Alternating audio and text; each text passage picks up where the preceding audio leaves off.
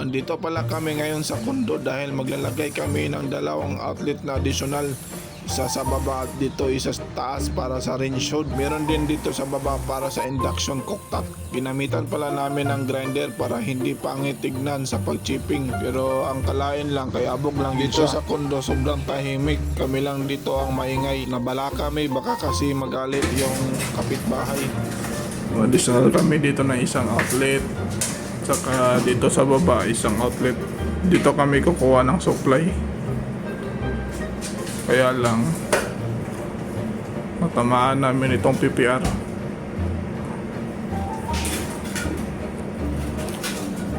Bago malabas dyan na tubig. Natamaan namin ng chipping gun. Ito, chipping gun. Natamaan ng chipping gun. Namin palitan.